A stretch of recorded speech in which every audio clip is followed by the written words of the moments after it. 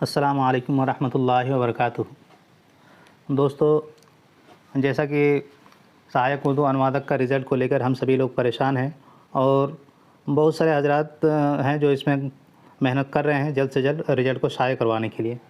तो इसी क्रम में किशनगंज में जेडीयू का जो कार्यक्रम था, उसमें जो किशनगंज के हमारे उम्मीदवार हज़रात थे, वो ज़मा ख़ान साहब से मिले जेडीयू के ऑफ़िस में जाकर।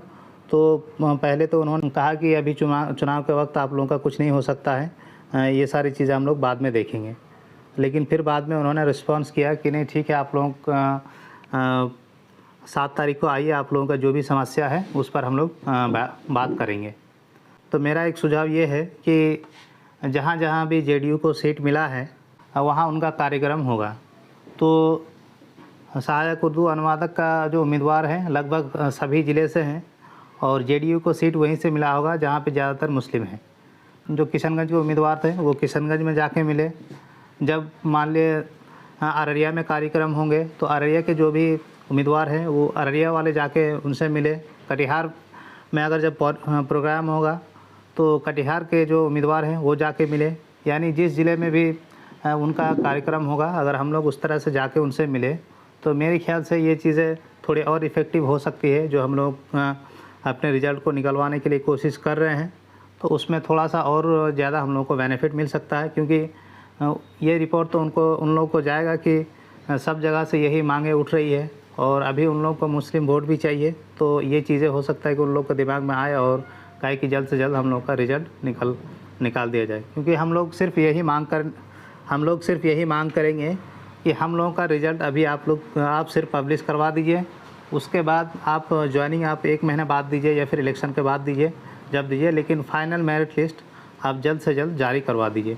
हम लोग का सिर्फ़ और सिर्फ यही मुतालबा रहेगा। जहाँ भी जेडीयू का कार्यक्रम होगा वहाँ उस ज़िले के पर्टिकुलर उम्मीदवार या फिर दूसरे ज़िले के भी अगर आ सकते हैं तो आएँ और आकर वहाँ जेडीयू का जो भी ख़ास करके मुस्लिम रहनुमा होंगे या फिर जो भी मुस्लिम नेता होंगे उनसे जाके मिलेंगे और उनसे ये बात बताने की कोशिश करेंगे कि हम लोगों का जो रिज़ल्ट है इतने साल से अटका हुआ है, आखिर क्या दिक्कत है, हम लोग का रिज़ल्ट जारी करवाइए आप जल्द से जल्द।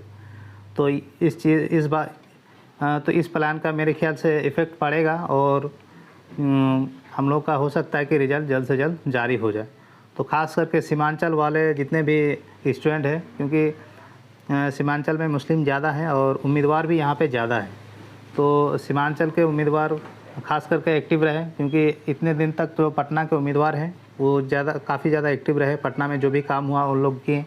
अभी काम सीमांचल वालों के लिए ज़्यादा है कि सीमांचल में जो भी जेडीयू का कार्यक्रम होगा वहाँ पे जाएं और वहाँ के जो मुस्लिम रहनुमा है, मुस्लिम नेता है, उनसे मिलकर अपनी जो प्रॉब्लम है रिज़ल्ट से मुतालिक उनसे रब्ता करें और रिक्वेस्ट करें कि हम लोग का जो रिज़ल्ट है वो जल्द से जल्द जारी किया जाए।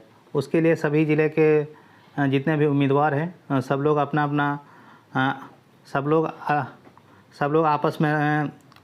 आपस में रब्ता करें और जब भी कहीं जाना हो सब लोग मिल के जाएँ तो ज़्यादा इफ़ेक्टिव होगा। तो मेरे ख्याल से ये जो प्लान है ये थोड़ा इफ़ेक्टिव हो सकता है अभी हम लोग का रिज़ल्ट को जारी करवाने के लिए। आप लोग का क्या राय है कमेंट सेक्शन में है, तो आप लोग का क्या राय है कमेंट सेक्शन में ज़रूर बताएं कि जो मैंने ये बताया क्या ये प्लान इफ़ेक्टिव हो सकता है या फिर नहीं हो सकता है, या फिर जो इस तरह का कार्यक्रम इस तरह से हम लोगों को जेडीयू से का जो नेता है उनसे मिलना चाहिए या नहीं मिलना चाहिए।